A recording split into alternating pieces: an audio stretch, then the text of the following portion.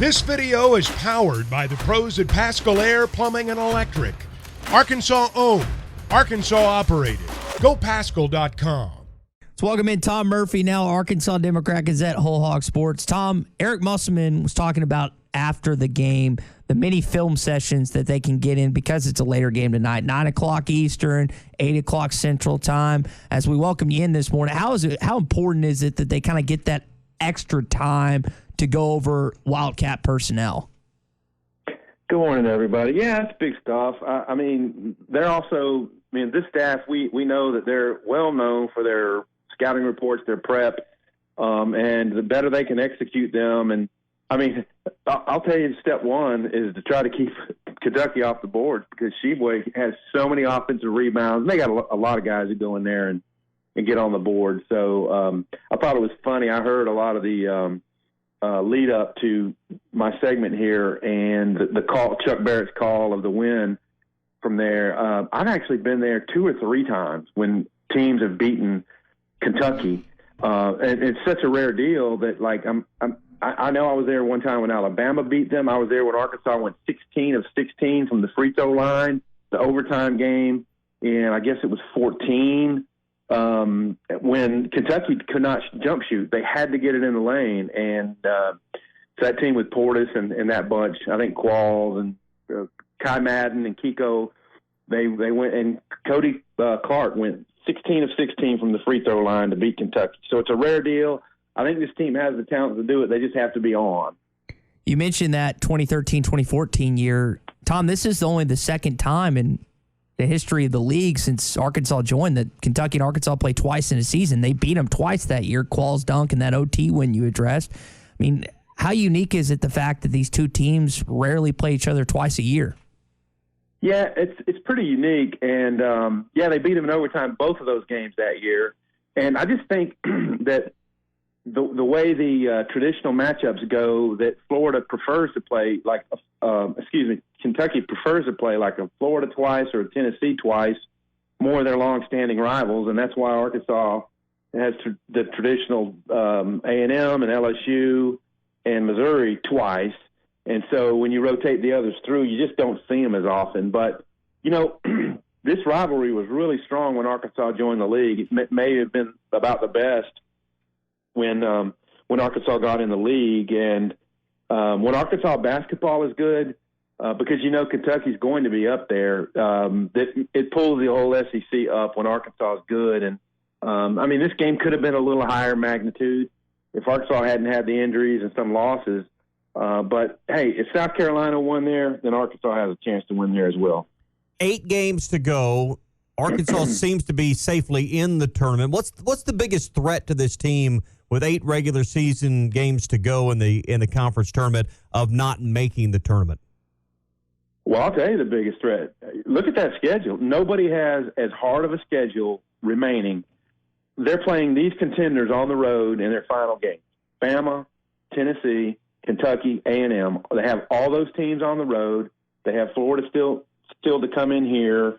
And I know Georgia and Mississippi State are thrown in there as well, but that is a very, very rugged finishing schedule. It will help you in the RPI, particularly if you win a game or 2 on the road out of that batch. That is going to be that's a rough go of it, and hopefully their net rankings hold on if they don't have a really pristine record through the end of this. I think it's the threat. The threat of injury. You get one critical injury on this team, it could unravel the whole thing because of the lack of depth needed to play. Hopefully they avoid that because they've had enough of that already. Surely the injury bug can't bite them again. But that to me seems to be the biggest threat because they're playing well enough. I think they got enough on the resume. Even some of those tougher places they got to go are high enough net ranking opportunities that they're not going to kill you in the net rankings. So they can win at home, do okay on the road, and just stay healthy. I think this is a team that will get in the tournament. Yeah, I don't argue that point either, Tom. And just think about what that win at Baylor, had they been able to do it, would have meant to their net rankings. It would have been huge. Definitely a big quadrant 1 win on the road, and it would have meant a lot. And this is kind of Eric Musselman's take in recent days was, we're playing a lot better. You think about the Missouri loss; they were up 10 with 7 minutes to go. If you hang on and win that and beat Baylor, I mean, you're in fine shape.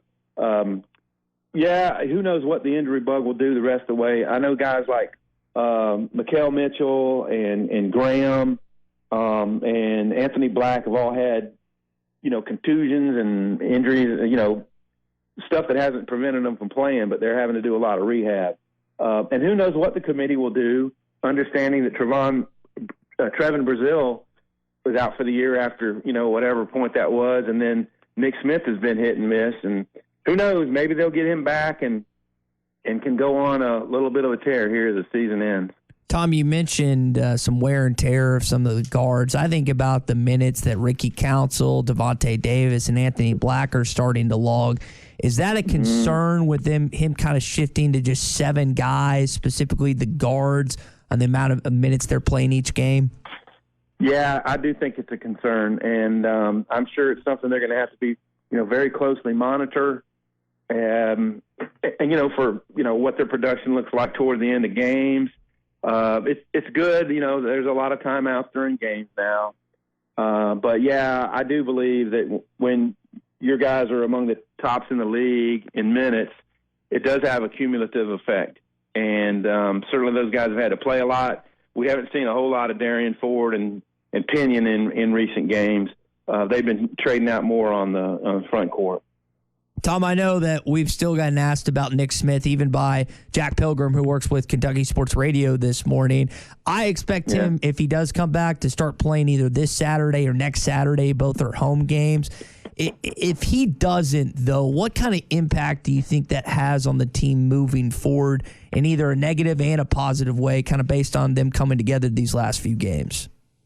Right. Well, here's the thing. They've had to understand what it's like to not have him. I mean, he was in California for a period of time where he wasn't even with the team. Now, when people have speculated on social media that, hey, it doesn't look like he's going to come back, he has come back with, basically you don't know me then. And so it feels like he really wants to, and if they trust where his knee is, then I suppose he will. And I just feel like they'll obviously have to go through another transition period, how the minutes will go in the backcourt. But I think ultimately if he does come back, he's such a talent that it helps them. And I think the players will understand that, hey, we're making a push for the NCAAs. We got to bond together and accept this and go with it. So I don't think it would. I mean, I guess the negative impact would be you thought you might get him and then you didn't. But they can't think that way because they've been prepping, game planning on a game-to-game basis without him. And so, in my view, everything you get from Nick Smith from here on is gravy. Yeah, and I don't think that'll just you just plug him in and everything's smooth. There will be a 2 or 3 game transition period just to get him reacclimated to actual game minutes. Yep, that would certainly be the case. And I also think, somewhat welcoming based on what you guys were asking me about the minutes piling up. If Nick Smith is in the game, you can afford to rest Devos for some minutes. You can afford to rest Anthony Black in some games and Ricky Council. So I don't know. I just think they'd be a better whole. But you'd rather have him for as much down the stretch as you can. Those 3 right there are going to take you however far those 3 take you is how far this team will go with or without Nick Smith. Yeah, and in this game, the Mitchell twins, Jalen Grant, they've got to get in there and rebound. I mean, they have got to keep Sheboy from crushing them. Here's the thing, man. He's a very, very physical guy, and the refs sometimes determine how things are going to be called. There's going to be contested rebounds where he's in the behind position. Does he get called for an over the back? I mean, things like this all matter in Rupp Arena. I wonder, that was one of the things that we were contemplating about earlier, Tom, is just how this game's going to go tonight. Both teams are really physical. I wouldn't be surprised if there was a lot of free throws tonight. One of the things that I think is going to impact, and Tommy said earlier, is three-point shooting. Now, the 2 guys to watch for Kentucky are Antonio Reeves and C.J. Frederick, the transfer from Iowa. For Arkansas, it's been Devo Davis. What have you thought on the amount of threes Devo's been taking? And do you think that's affected him getting to the rim and driving it all and sometimes settling for threes? Yeah, when he was younger, we all thought that, or I thought that his best offense was just slashing through. I mean, creating contact. He had a nice little hanging jumper, some short stuff in the lane. But, to his credit, you keep working on your game. You don't just settle for where you are. And his three-point shooting has clearly been better since conference play opened. I did a note on it the other day. I think it's in the 40% in the last, handful of games. He's made 4 3-pointers in back-to-back games, and that's his career high. And so if you can do that, then there's a potential to make even more. I think he's been more judicious. I think Eric Musselman has talked to him about positioning of your feet, and he apparently Devo on the dribble had a low shooting percentage, so he's taken less three-pointers on the move and more when his feet are set. And you saw in the South Carolina game, there was a few times he was wide open in the corners. His teammates found him, and he put some of those down. And if you're going to beat Kentucky, I don't think you can beat Kentucky making 2 or 3 3-pointers. I think you're going to have to get to the free throw line, and I think you're going to have to make 5 or 6 threes or more.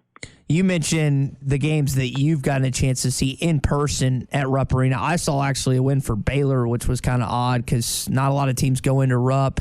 Devo and company knows what it takes to win in there. Muss and them did it 2 years ago. I know it's a different team, but what do you think Devontae's message is prior to them playing tonight about what it's going to take to get this win? Well, probably basically if we follow the game plan, we have the talent that it takes to go in here and win tonight.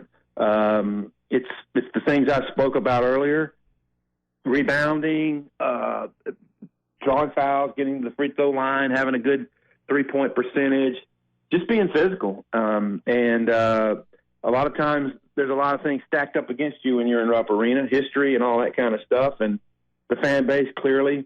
I was at the game. I can't remember how many years ago this was, but Arkansas was in it right up to the end. Mike Anderson was still the coach. And Tyler Hero elbowed somebody right in the jaw on an inbounds pass that would have given the ball over to Arkansas, and nothing was called. And Jerry Tipton was even, pretty adamant about this. Look at the replay. I don't know if y'all remember that or not, but Arkansas had a chance to beat them the last time they were there as Hero's a punk, man. I did not like that guy. Don't like him in the NBA or at Kentucky. He's a punk. Oh. It may have been an inadvertent elbow, but they were inbounding, and Arkansas came to trap him.